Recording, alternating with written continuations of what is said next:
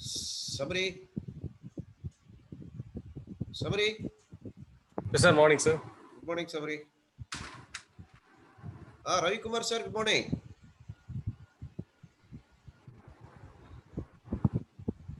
Ravikumar, sir, good morning. Manimaran. Sir, please unmute your mic, sir. Ravi, sir. Ravikumar, sir, unga mic unmute பண்ணுங்க.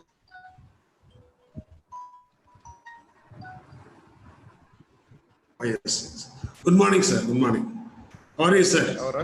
Somebody ask Ravikumar, sir, to unmute his mic. Sir, he joined, sir. பண்ணி விடுங்க. Sir, I have done. Unmuted my mic. Good morning, Ravikumar. Good morning, sir. Ravikumar, sir, fine. Fine. Thanks for your support. Thank you, sir. No Good morning, issue. Ravikumar, sir. Thanks. Fine. Thanks for your. Thank you, sir. Thank you.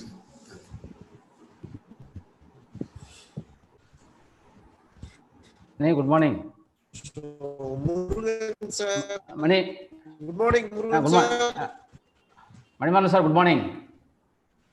Good morning, sir.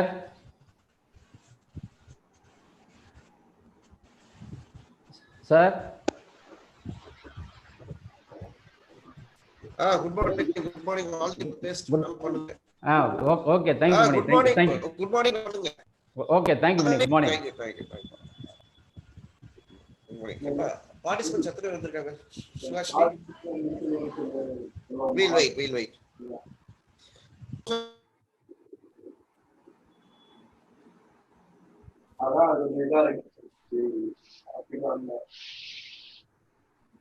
Ravikumar, sir, will wait for some time. Yes, sir. Definitely. No doubt.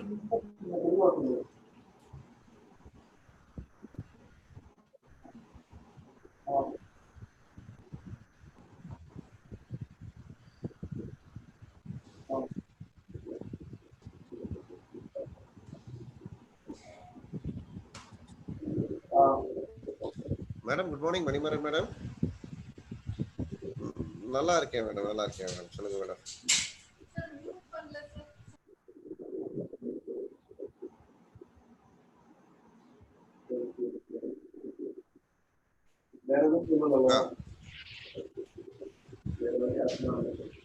Okay. Mute பண்ணிட்டேன். Okay. Mute ஆயிடுச்சுமா?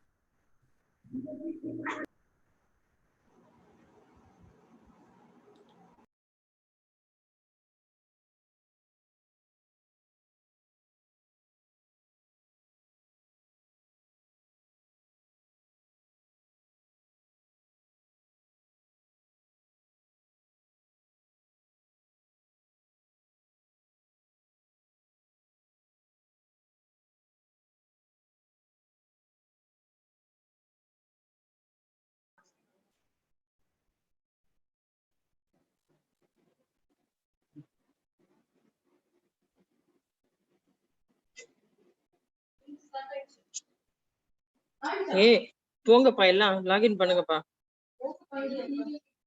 இங்கதான் இருக்க போயிருக்கோம்ப்பா. இல்ல போங்க.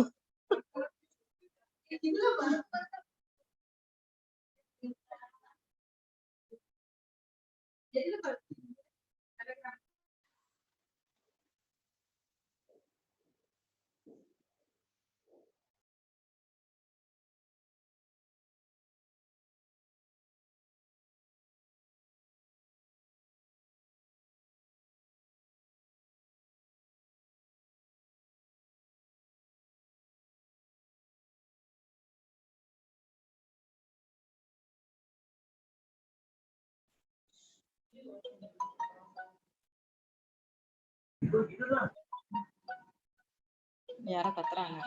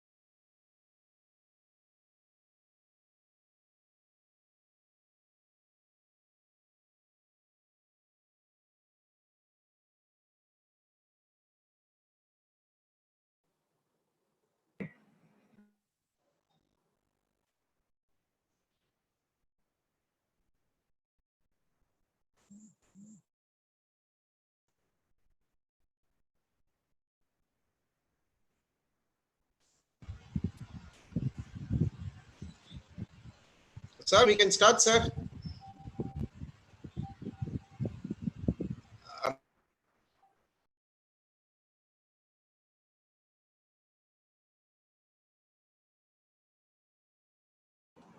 So Manivaran sir, can I start? Yes, sir, we can start, sir. Dr. Murugan can give the introduction. Dr. Murugan can give the introduction. Yes, yes, I am audible. Yes, yes, you can start. Okay. The most respected pro-chairman, principal, respected head, Department of Management Studies, PSNA College of Engineering and Technology, the guest speaker, Dr. T.Ravikumar from Christ University, Bangalore, dear faculty friends, academicians, and my dear students. Very good morning to one and all. Indeed, I am very happy today to welcome all the participants for today's webinar on the topic digital finance, to be organized by the Department of Management Studies and Placement Cell of our college. As you are all aware that the concept of digital finance is very much emerging today. Digital finance is a concept wherein the people can do all the banking and other financial activities through online mode without stepping into bank physically. Why digital finance is very much important? Because of two important reasons. The one reason is the cost. The cost of providing such financial services is very low, and the second one is the convenience. The customer can use this kind of digital finance anytime, anywhere. So the knowledge of digital finance is very much essential today to make easy financial transaction for all the people. Knowing its importance, we, the Department of Management Studies and Placement Cell of our college, jointly organizing this webinar for the benefit of the entire community at large. So to give more insight into the topic, today we have Dr. Ravikumar, a leading academician, researcher, trainer in different management areas from Christ University, Bangalore, having more than 20 years of teaching experience, and he has published more than 50 articles in leading and international journals. Dr. Ravikumar, he took his MBA from Anna University, Chennai, and he has obtained two doctoral programs. One is finance, another one HR. We are very much fortunate today. Dr. Ravikumar is here with us for sharing his valuable thoughts and experiences in the field of finance. On behalf of the entire academic community, on the behalf of our HOD and faculty friends, I wholeheartedly welcome Dr. Ravikumar to this webinar. Now, let me invite Dr. Ravikumar to take over the session. So before proceeding this webinar, two refers to two instruction to the participant. One, participant, if you have any queries, you can put in the chat box. At the end of the session, your queries will be clarified. Number two, you can share your feedback also in the chat box. Now, let me invite Dr. Ravikumar to take over the session. Thank you.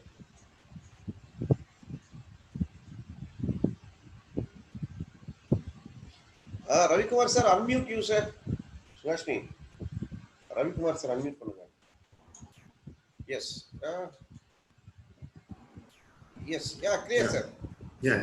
Thank you, sir. Thank you, Dr. Murugan, sir. Good morning, everyone. At the outset, I would like to thank management of PSNA College of Engineering and Technology, principal, director of Master of Business Administration, Dr. Manimaran, Dr. N. Murugan, who happens to be a professor and moderator of this webinar, Dr. Suhasini, Dr.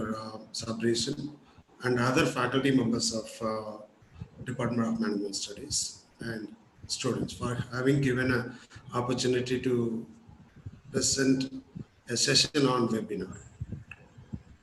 Thank you once again. It's my privilege to be a part of this webinar. Let us move into the subject of digital finance.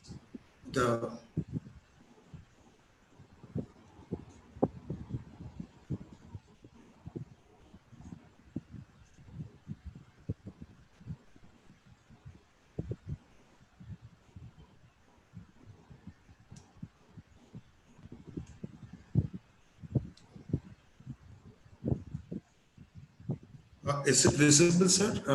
Yes, sir. Yes, sir. You are visible. Your audio is clear. You are visible. Oh, you can proceed. fine. You can proceed. Yeah, sure. Just a minute. I'd like to share a PPT Okay, sir. Okay, sir. Okay. Just, yeah.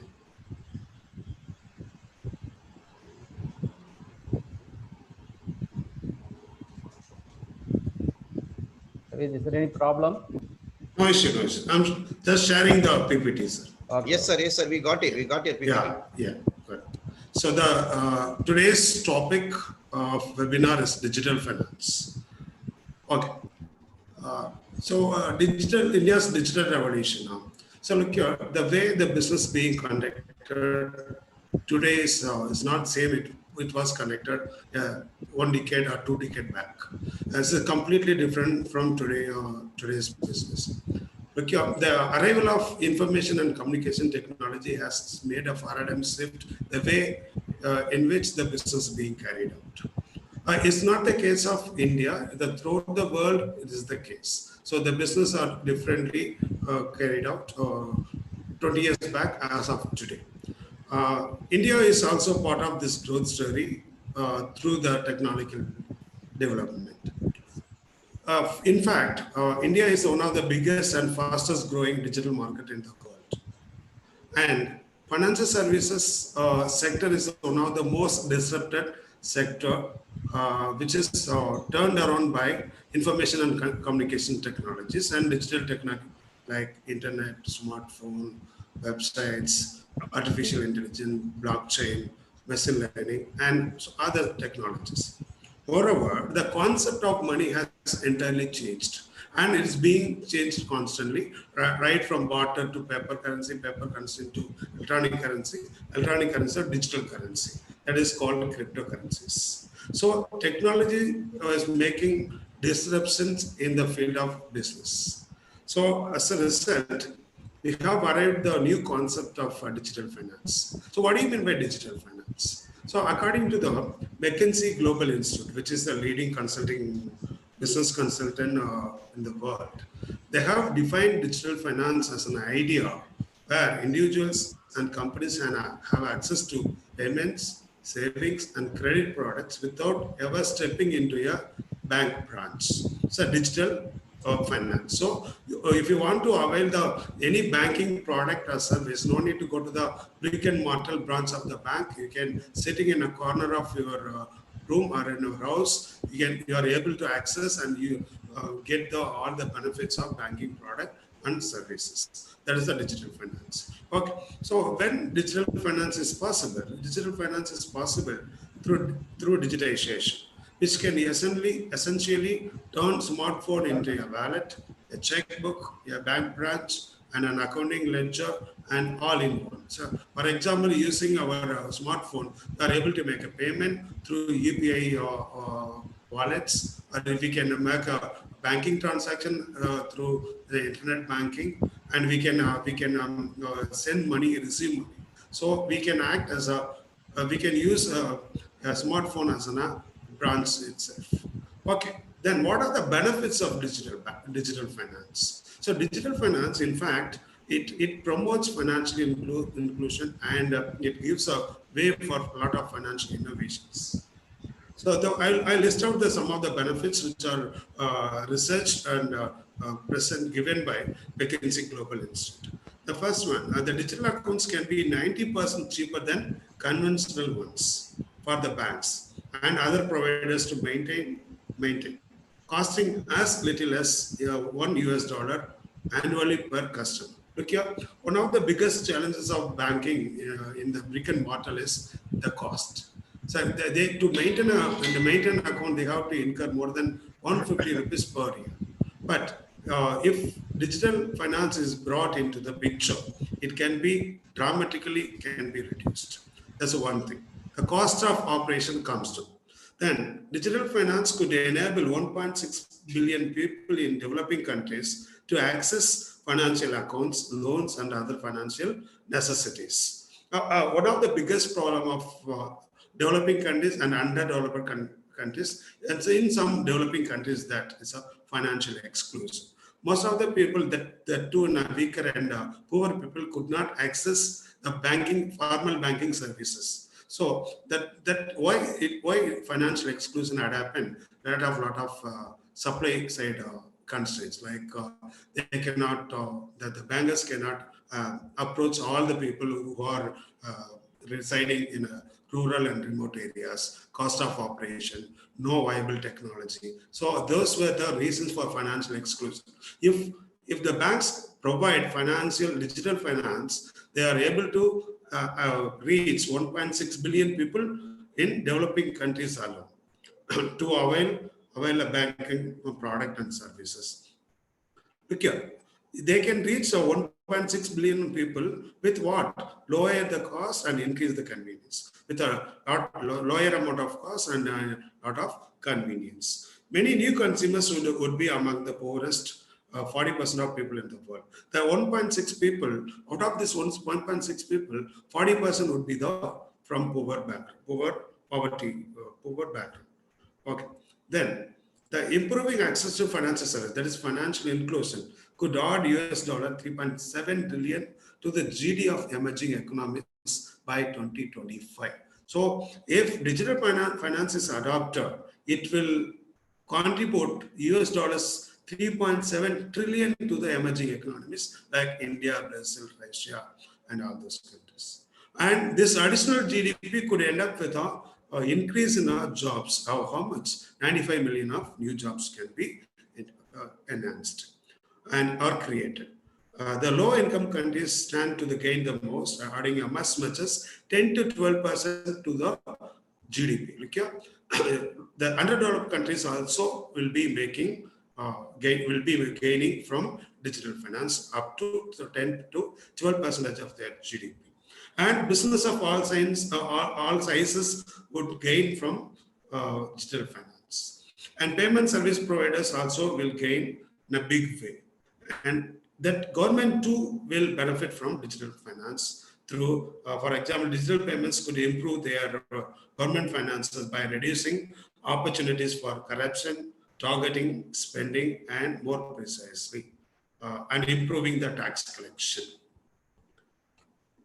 Okay, this is the so far we have discussed what is digital finance and how it helps the general public and the banks and financial institutions.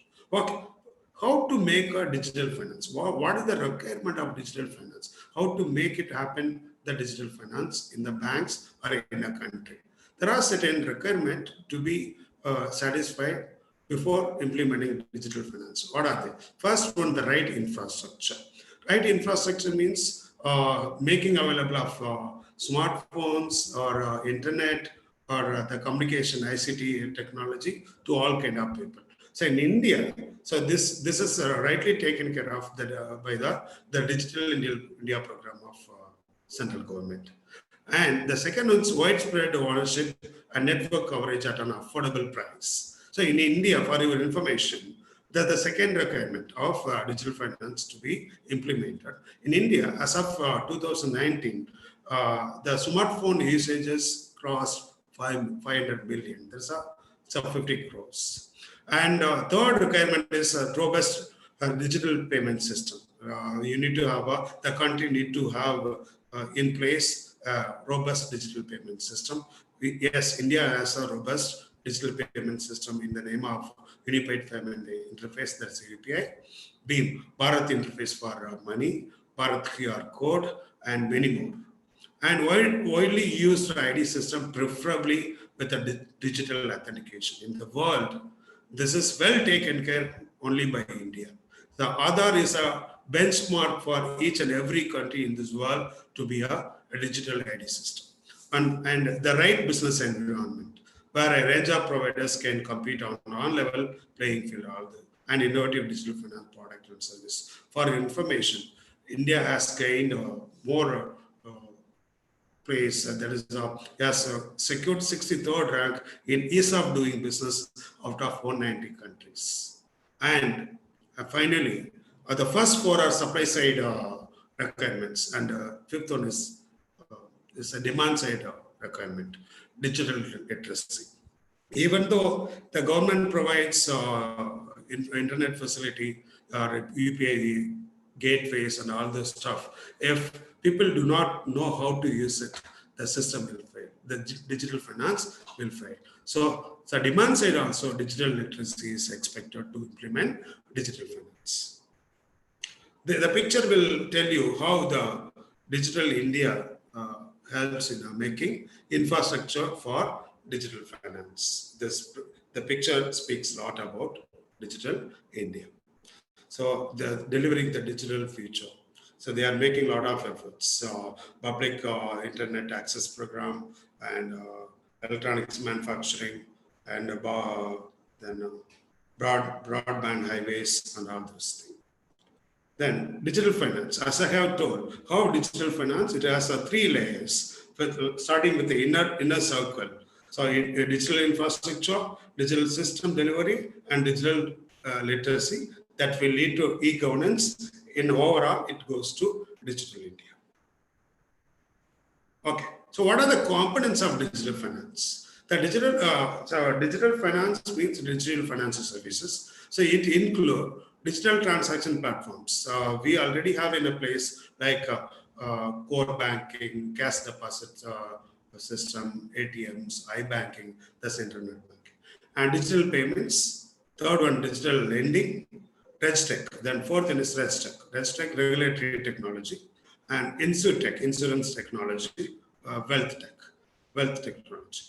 These are the components of digital finance. So look here, as I have told in the first slide itself, so digital, so the business are disrupted to larger extent by the new technologies. So new technologies like artificial intelligence, machine learning, blockchain made disruptions in the business. So these technologies led to the are known as led to the revolution, and they are very popularly known as FinTech applications. So what is FinTech? FinTech is anyway technology which is applied in financial services or used to help the companies manage their financial aspects of their business, including new software or application process or business model.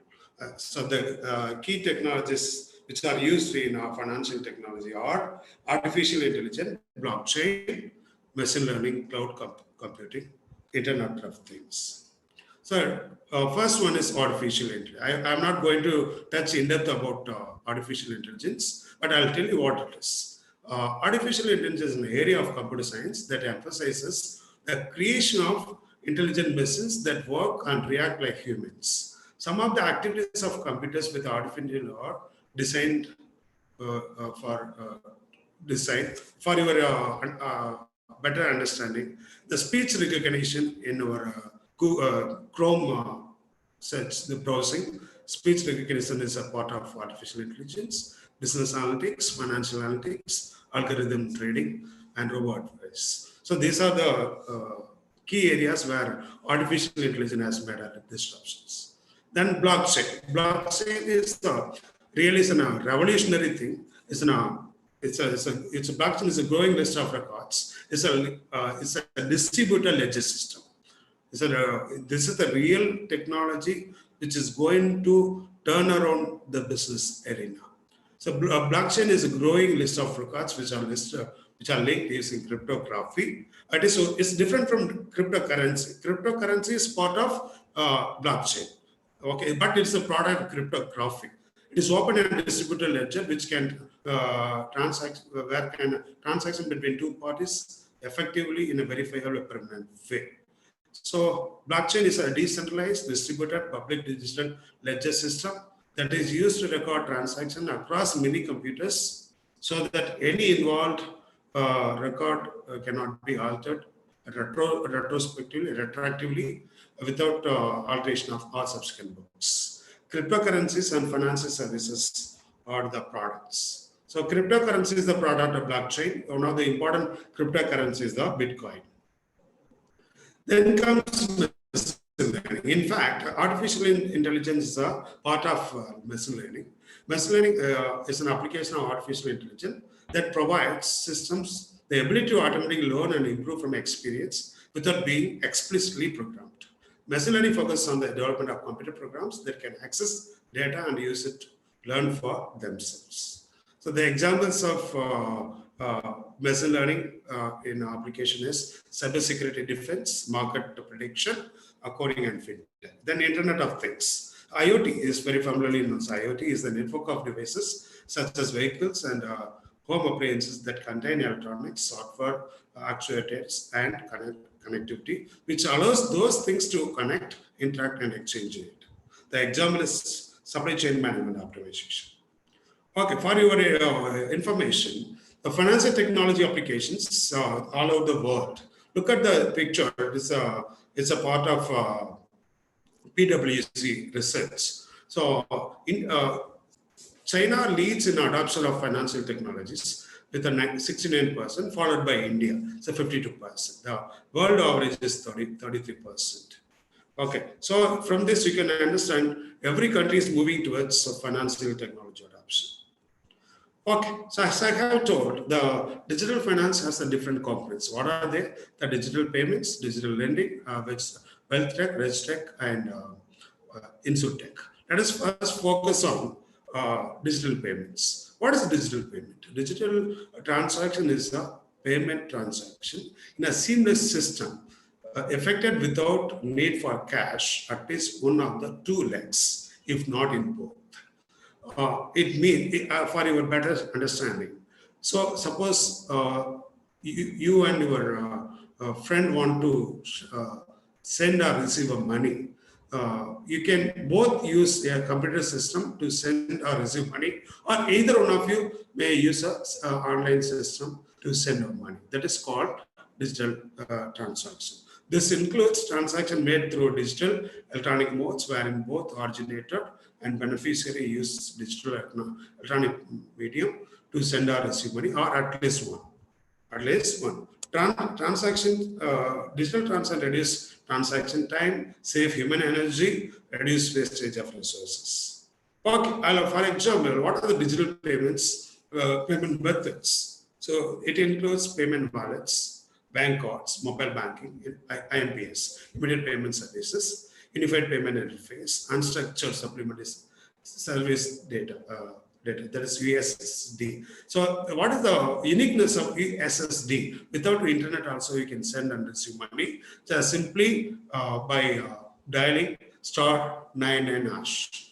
Okay, then point of sale, swiping machines, other enable payment services, APS, internet banking, micro ATMs, and national electronic toll collection system. Nowadays, a 6 month back, National Highways Authority was insisting that every car owner need to fix a FASTag. There's nothing other than National Electronic Toll Collection System. So what is micro ATM? Micro ATM is an ATM machine possessed by a person called business correspondents as a part of financial inclusion. Then how it grew, how growth of digital payments in India. The picture itself gives an answer. We have, in 2000, we are not even have a clue about will we have such kind of this kind of companies to avail of financial services. But we are flooded with a lot of companies, digital payment companies like PhonePe, Google Pay, Paytm, and many more. These statistics will tell how the digital payment grows all over the world. So global CAGR of global is 12.7%, annual growth of 11%. So Latin America, so look here, in their emerging Asia is doing well more than any other country in the world. Then how digital payment is doing in India? Yeah, it's doing pretty well. So in India, the digital payments can be categorized into two things. That's the first one is systematically important financial market infrastructure, and second one is the retail payments. So systematically important financial market infrastructure includes RTGS, collateral borrowings, lending obligations, government securities, and forex clearing. In retail payment include that's the check transmission system, which replaced MICR a year back, and magnetic, that's MICR checks, non-MICR checks, retail electronic clearing, that ECS. Now it is even the ECS being outdated. NACH, National Automatic Clearing House, NACH, has come. ECS credit, NEFT, NPS, and card payments of different kinds. So this picture is a picture of how digital payment has grown in India. Look here in 2014, the total number of transactions is just 9,709.82 million transactions in 2014. Now it has increased to 29,027.80 million of transactions, and it is being shown in the graph. It's every year keep on growing. In terms of value, so digital transaction in terms of value in 2014, we have only it's a grand total of 16,68,324.3 billions. Now it has increased multifold in 2019. Look here, this how this graph tells how the value of digital transaction has grown over a period of time. Then mobile banking, the IMPS and all that stuff. So in 2011 and 12, number of transactions were 25.56 millions. It has reached in 2017 976.85 million. So look here, then in terms of value, it was 18.21 billion. Now it is 13,105 billion rupees of transaction through mobile banking. Earlier, in 2011 and 12, there were only 21.11 to 21.12 transaction per 1,000 person. Now it reached 737.80 per 1,000 persons. It shows it has increased, digital payment has increased multifold every year. It's a comparison of global perspective, where India stands. So look at the leading digital payment country is Singapore with a 782.4 transaction per inhabitant. Every person in Singapore makes minimum on an average 782.4 transactions on a year, but in India it's only 10.7. So it shows that India need to travel a long mile to achieve its full potential in digital payments. Then comes why digital payments are very important. As in the introduction, as Dr. Murugan stated, it reduces cost, it provides transparency and security, it promotes financial inclusion, and it empowers women, and it takes to the inclusive growth. So I have given in a figure as benefits of digital payments. You can use it for movie ticketing, online shopping, travel, food order, cash transfer, and recharges. Even government is adopting digital payment. The very famous DBT, direct benefit transfer. If you want to get a gas connection, or if you want to refill of gas, you need to pay a subsidized amount. Now you need to pay a full amount, but subsidy will come to your respective bank account. Direct benefit transfer. This is one of the landmark decision of the government, which is facilitated by digital payments. Then comes, even look here, digital payment cannot grow only with the ambition of with the efforts of the supply side. The demand side also, the customers also should come forward. Digital payment has grown expeditiously because of a lot of consumers' confidence gain. Look here, the customers has placed their confidence on digital payment because of their confidence, like their security concerns are rectified through different authentications. Like suppose if you want to make a payment, to on a particular vendor, you have a multi authentication things. First, you have to enter your a card number or some your basic details. Then OTP has to come. Then only it will be validated. So customers also has gained their confidence on digital payments. That's why digital payments has grown multi-fold. That's why I have told the additional factor authentication, security of payment system. Customers have understood that there is no much concern about security in dealing online finance or digital finance. So look at the first one is additional factor of authentication, OTP or some other thing.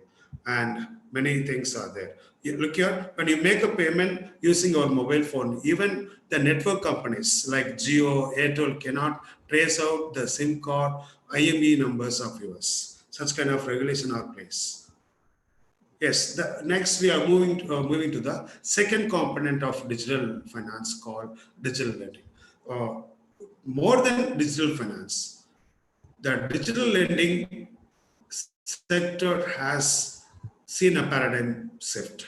So look at one of the sectors where number of disruption happen in terms of technology and innovation is the banking sector. Banking sector, the functions of banking sector are primary, accepting deposit and lending loan. Except the accepting deposit, all other domain, the digital finance companies has entered. So look here, and look at the second and lending is undergoing fundamental transformation from traditional 3-1-3 formula to the 3-1-0 formula. What is this formula? 3-6-3 formula. So accept deposit at 3% interest, lend it at 6%. At 3 o'clock, go and play golf. This is being given by Boston Consulting Group. But this formula has changed. 3-1-0. 3 minutes for application, 1 minute for processing, 0 minutes to payment. This is the formula which is being covered. What is digital lending? So digital lending is the process of offering loans that are applied for, disbursed, managed through digital channels, in which lenders use digital data to inform credit decisions and build an intelligent customer engagement. In short, digital lending means every loan process happens through online, right from application to disbursement. Digital lending takes many shapes and forms, from automating small pieces to fully digital lending process from acquisition to renewal. This is now. Look here, some companies are adopting digital lending for certain process, and some companies adopt the full digital lending process. Digital lending is not just doing same thing in the better, but rather creating something new.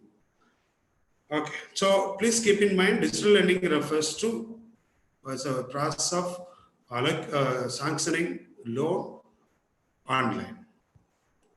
What are the different digital lending models? There are many digital lending models. Online lender, their finance service provides end-to-end digital lending products via website or mobile application. If you go to any of the leading banks like HDFC or ICICI, each and every credit product of such banks are available in online, and you can avail them online through website. And P2P lender, peer-to-peer lending. So the digital platform, it is a digital platform that facilitates the provision of digital credit between many borrowers and lenders, typically playing an ongoing central role in the relationship between these parties. Look at peer-to-peer lender. Here there is no financial intermediary like a banks.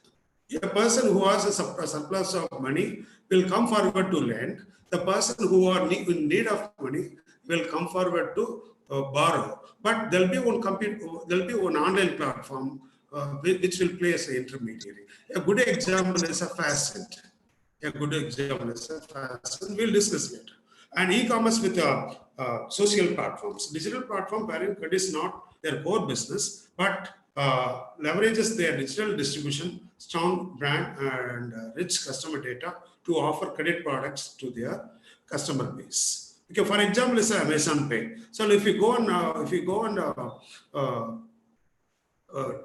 purchase any product in Amazon Pay, it will ask for finance from. Do you want finance from Amazon Pay.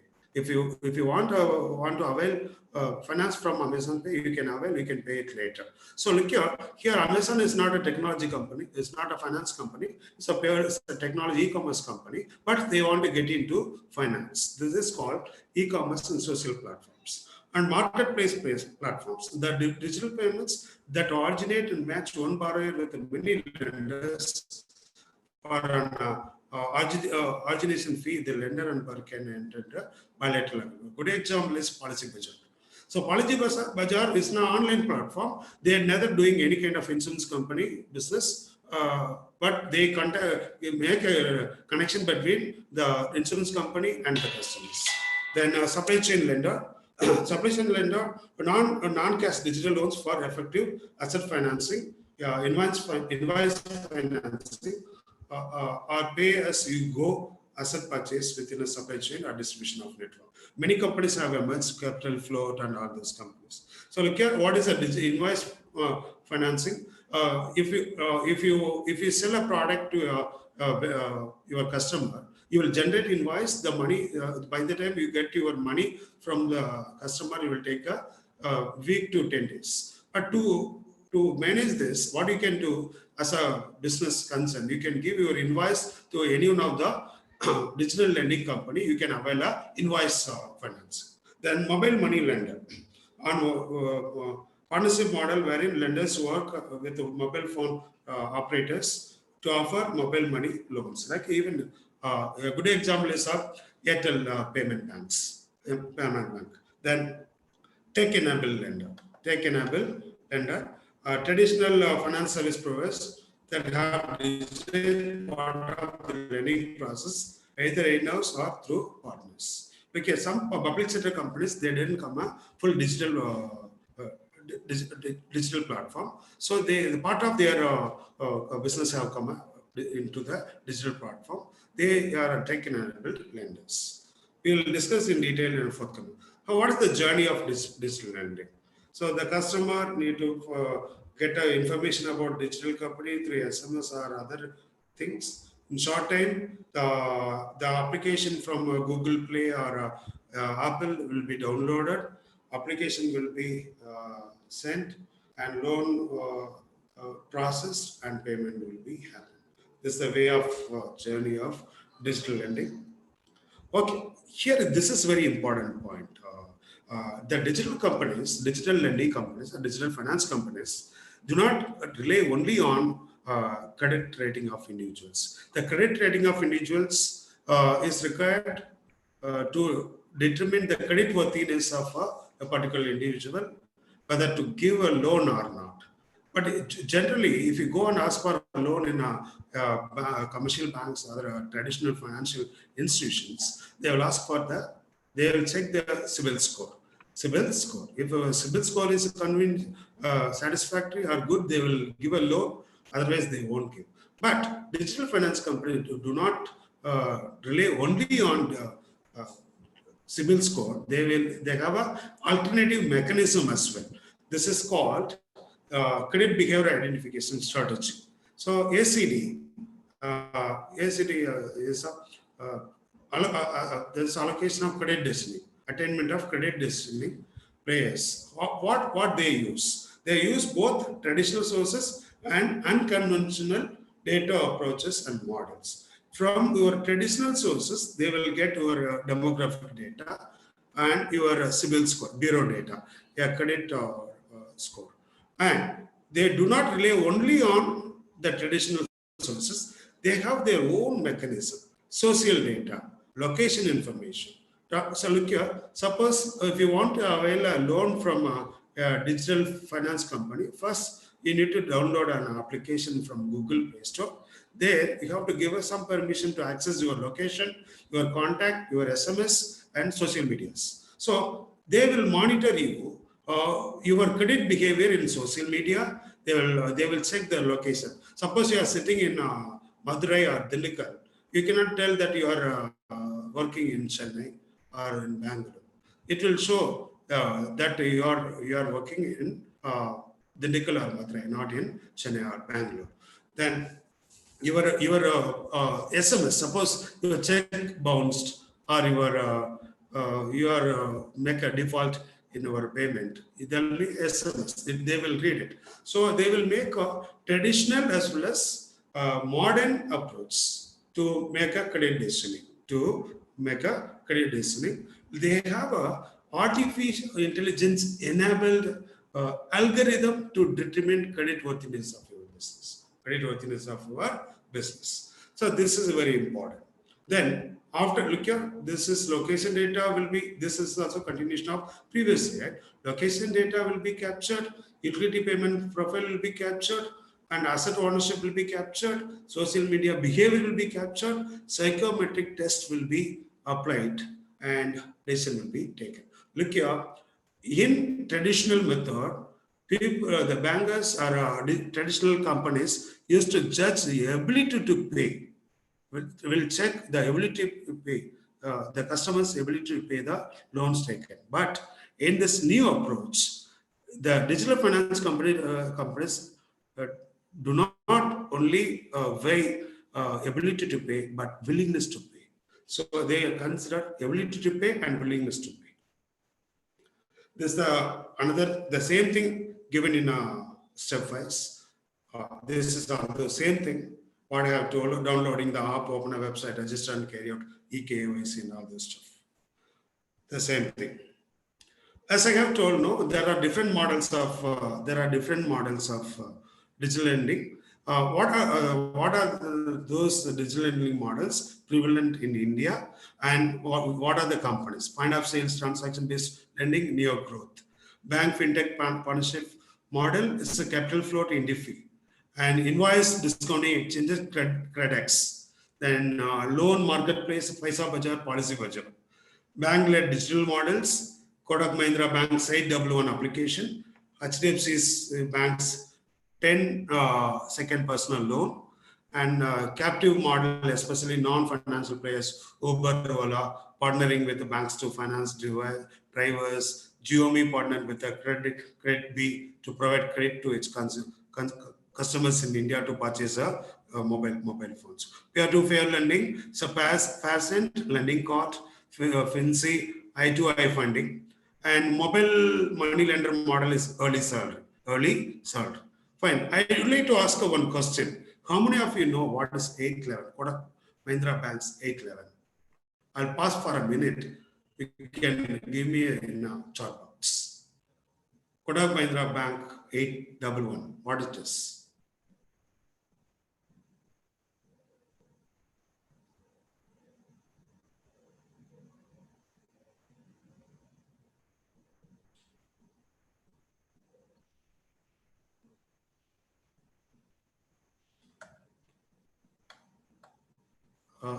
Can I get a answer for this? What is 811?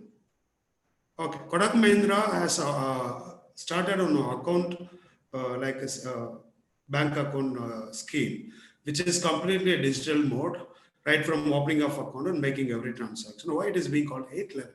It's nothing other than 8th November. 8th November is the day of demonetization. Thank you. Then we'll move to the next one.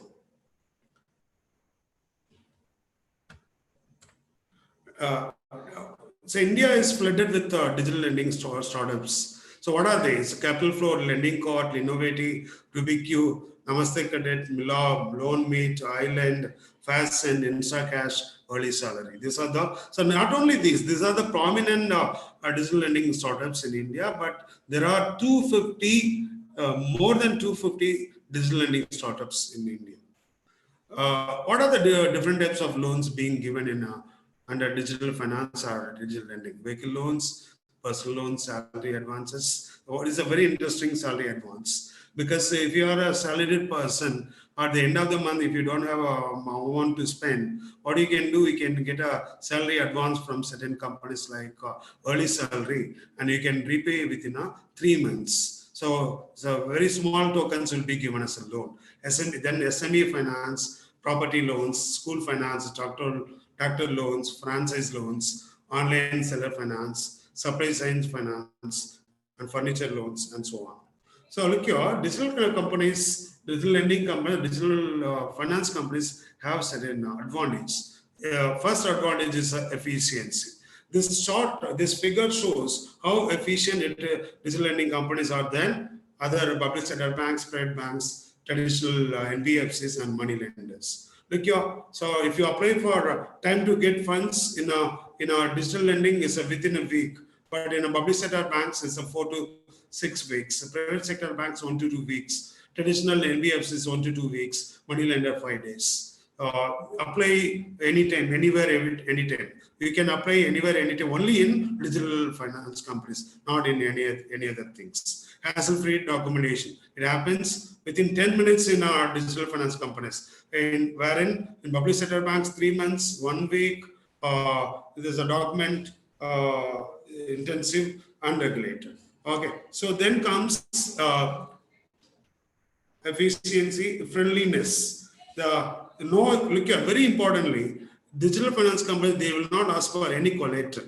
They will give loan based on their unique algorithm or credit scoring. So look here, no collateral, zero collateral, minimum years in business, 1 year, and more inclusive. More inclusive, they promote financial inclusion. Then affordability. So this is very interesting. Loan tenure between 1 to 12 months. So pre-closure charges, no, but others have repayment options, flexible, advertised interest rate 18 to 24%, processing fee only up to 2%, and the hidden charges, no.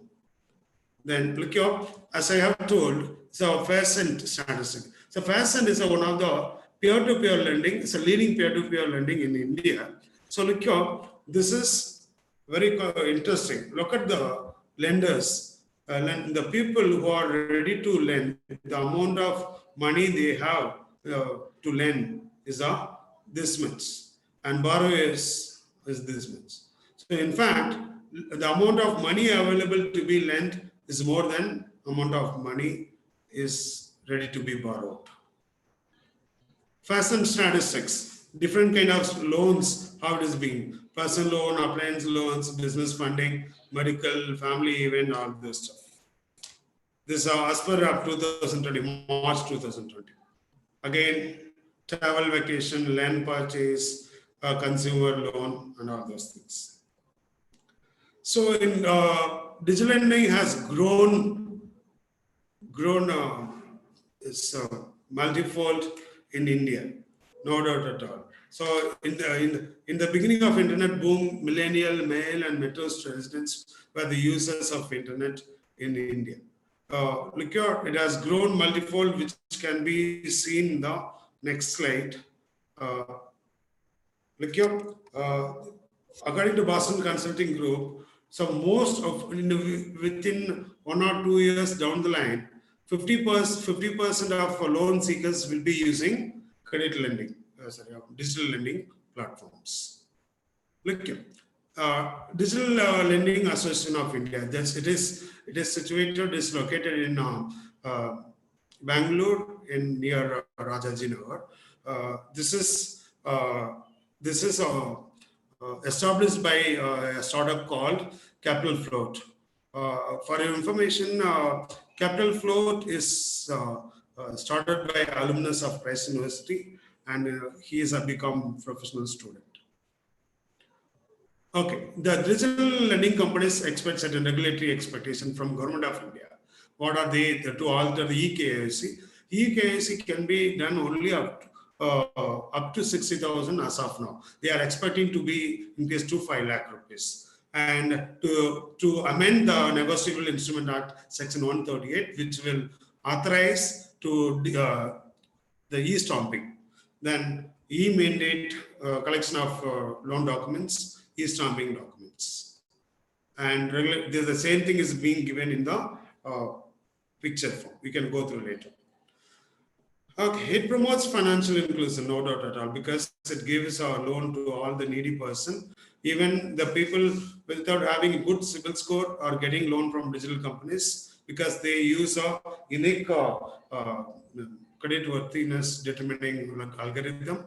And for your information, although they give to all the people, even though they don't have a good credit worthiness, and those who do not have access to the banking finance, they get a loan from digital lending. But the amount of NPA is very, very less when compared to the traditional finance companies. Okay, now we are coming to the third important component of digital finance, wealth tech. So wealth management is a wealth tech stands for wealth and technology, is one of the subsections of FinTech and digital finance. Just as a FinTech combines finance and technology to change the way we organize, spend, and receive our money, both as individual as a companies, wealth tech unites wealth and technology with the goal of providing digital solution to enhance personal and professional wealth management and investing. Wealth tech is very much opt for high net worth individual and ultra high net worth individuals. Okay, what wealth tech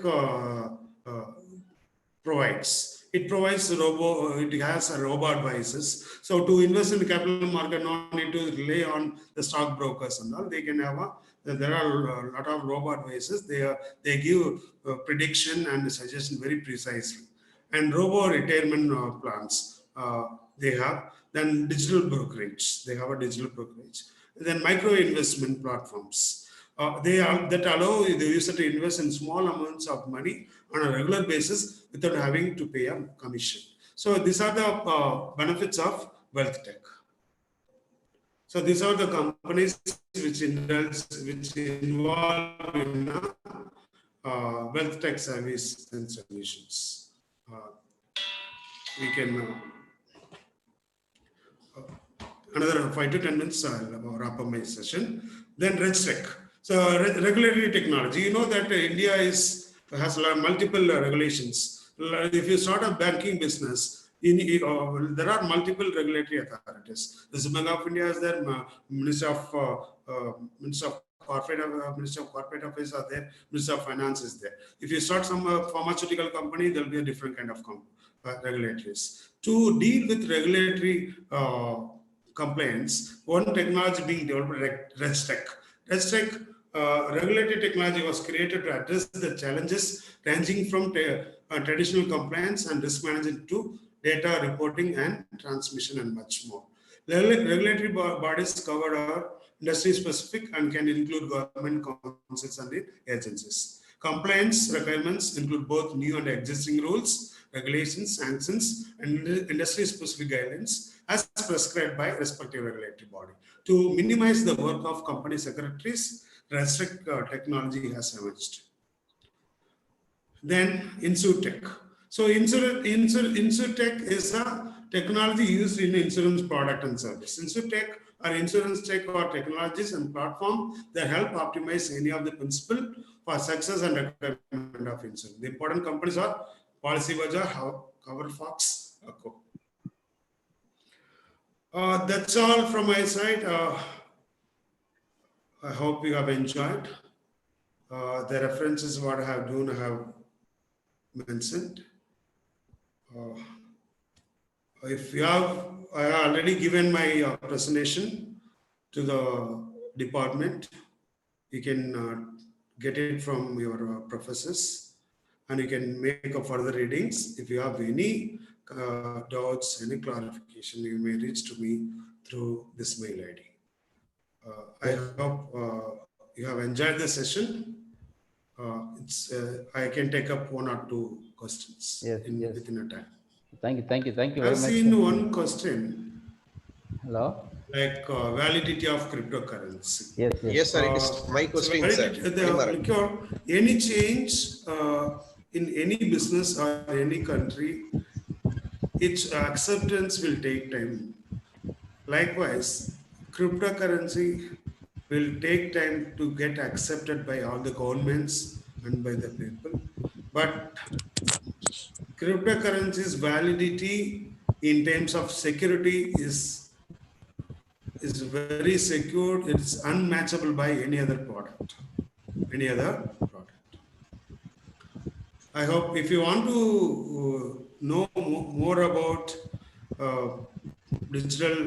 the cryptocurrency, you just look for one course in Coursera, Introduction to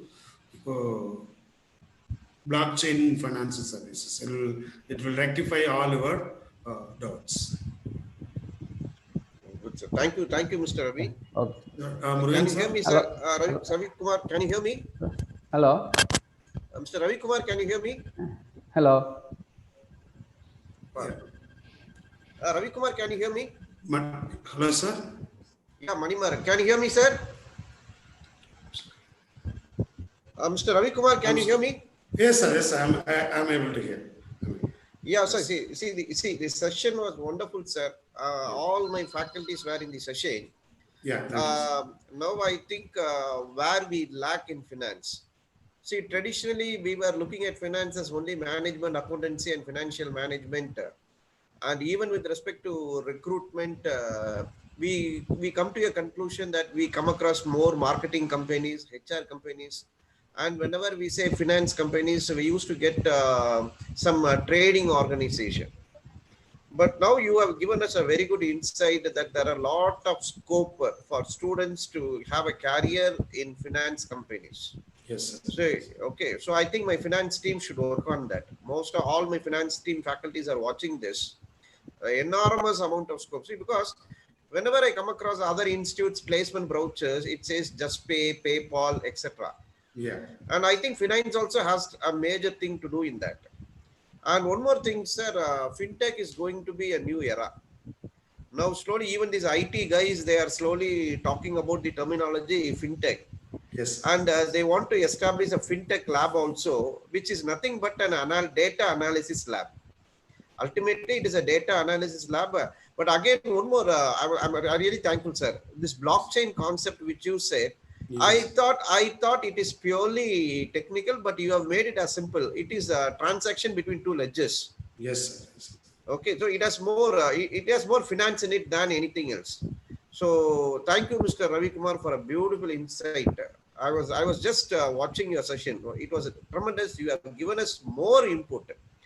Um, okay, now students and my faculty team, if you have any questions, make it fast. Otherwise, you can mail to Mr. Ravi Kumar because he has taken a quite enormous amount of time. I think so. If you have any queries, you can directly mail to Dr. Murugan. Murugan may get the answer for you from Dr. Ravi Kumar. We may have one or two questions if needed from Yes, anybody sir. in the I'm ready to answer. one or two questions. Yes, sir. Even faculty members can ask. Yes, faculty and students, if you have any questions, one or two, you can ask. Hello. And, Dr. Ravikumar? and Yes, sir. Ravikumar, one question. Yes, sir. Yes. Dr. Ravikumar, do you think the people of rural India can very easily implement the concept of digital finance? Yes, sir. Yes, sir. It can be implemented over a period of time. That's what the government is making efforts of digital India. Government is everywhere is bringing digital India, digitalization in each and every aspect of our life, right from governance to payments. So rural India can benefit. They can join the digital finance mainstream with the help of government, provider. People also develop their digital literacy to deal with the digital finance companies. Okay, Ravi. I hope I have answered this. Yes. Okay, Dr. Ravikumar. As an expert in digital finance, Dr. Ravikumar, what Yes. kind of support you are expecting from the government to strengthen digital finance so that you can improve the financial inclusion, Yes. finance innovation, etc.? Yes, sir. For your information, the government of India has started working towards digitalization of India. They have come a lot of schemes like Digital India, then this one, direct benefit transfer and UPI, creation of UPS, Unified Payment Interface. For your information, UPI is one of the distinguished product of India made out of blockchain. Even the Western countries like US and UK are looking UPI product of India as a distinguished one. They are working on to bring us a similar kind of product in their economy. And India has come up with a Bharat QR code. Then BHIM, the Bharat interface for money. So they are doing a lot of things. They are making infrastructure. They are making available of internet and all those things to the people of all kind, all regions. And they are making awareness to the people through financial education, financial literacy and education. Likewise, digital literacy and digital education. They are making awareness. Moreover, the government of India made the online platforms very secure. This is one of the way they are taking up the digital platform very close to the people of India. Okay, thank you, Dr. Ravikumar. One more question is being raised by Dr. Sabirirajan. Yes, sir. Yes. You are mentioning about digital factoring. Digital factoring. Yeah, yes. Digital factoring. What are the additional benefits of this digital factoring? So digital factoring, like invoice, you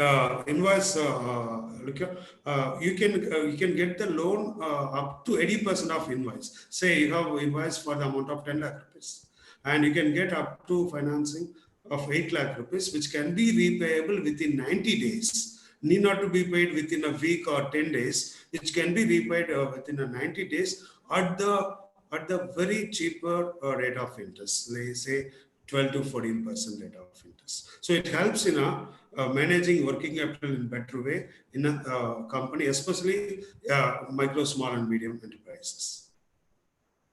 Yes, thank you, Dr. Ravikumar. So one more question. Yes, sir. It's also raised by Dr. Sabirirajan. Yes, sir. You mentioned about blockchain transactions. Yes, sir. What is the scope of blockchain transaction in the field of retail market? Yeah, I'll tell for information. Sami? Can you say?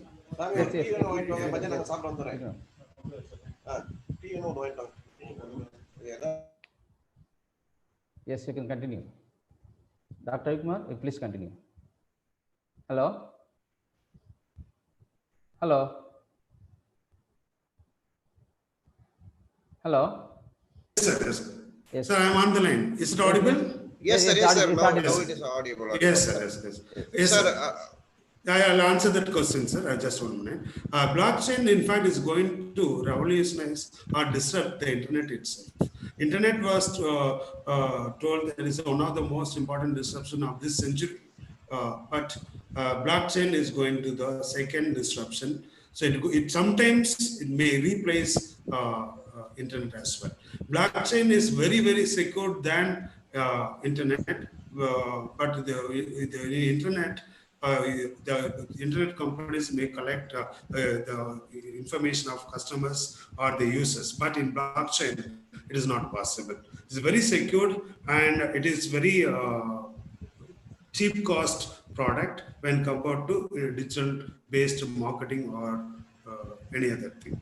So blockchain is going to be one of the landmark in all the sphere of business,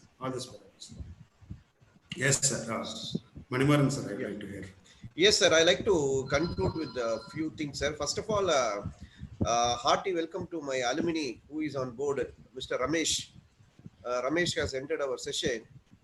Thanks, Ramesh, for your participation today. Yes, sir.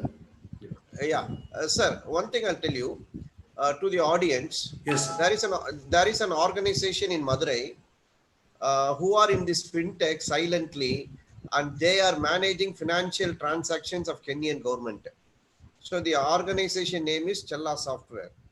And there is an organization in Chennai by name FSS. It's called a Financial Software Service. The president is my MBA classmate. He told me in India, any payment made, online payment made, you cannot escape FSS portal, because the verification is done by FSS. Now, why I'm telling all these things is, finance is a very big ocean, and I feel we have explored, that is we conventional guys. I mean, I'm not dragging Ravi Kumar inside. Ravi Kumar is in Christ University in a different atmosphere. Looking at institutions in deep south, I feel we have explored only 10% of the ocean. Remaining 90% is unexplored. Okay. So thanks, Mr. Ravi Kumar, for your wonderful insights. And I think Sabri Rajan has recorded the session for future reference. We will take all your inputs. We will try to enlarge our financial knowledge, because finance means we were thinking only accountancy, but you have made that is something unexplored thing. Now we can boast, like, because in PSNA we have come out with one course called B Data Science and Business System. Okay, this business is now slowly getting incorporated in engineering domain. It's a happy thing to know that. Okay, so faculty members feel proud that we are going to rule the world. Okay, but it can happen only with the technology. So with this, thank you, Mr. Ravi Kumar, for your wonderful session. Thanks to Dr. Murugan for coordinating this and for having made arrangement this. Thanks to the team, Dr. Sabari and Dr. J. Shugashini, for the preparations and other things. Thanks to my students and beloved faculty for your participation. And thanks to my alumni who are always supporting us in all good means. Thank you. So with this, I request all the participants to meet at the same time tomorrow for our digital marketing session. Thank you, Mr. Ravi Kumar. Yeah, thank you, sir. Thank you. Thank you, Dr. Ravi Kumar. I'll be happy to be associated with the PSNA. Okay. Thank you, sir. Thank you. Okay, thank you, Ravi. Thank you, Ravi Kumar. Thank you, sir. Thank you, sir. Thank you. Ramesh, thank you. Okay. Okay, thank you. Thank you. Thank you, Dr. Thank you. Murugan. Okay, you can close this session. You can close the session. Okay, thank you, sir. Thank you.